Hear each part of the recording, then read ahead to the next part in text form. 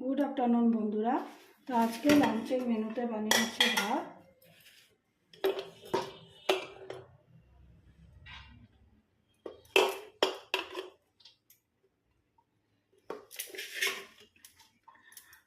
और बानिয়েছি छोटो माछेर पातुरी।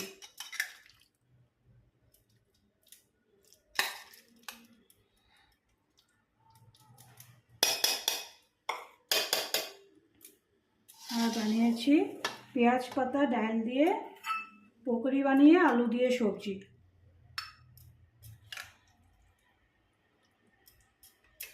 ভিডিওটা ভালো লাগলে লাইক শেয়ার সাবস্ক্রাইব করে দিও। ভালো থেকো, সুস্থ থেকো।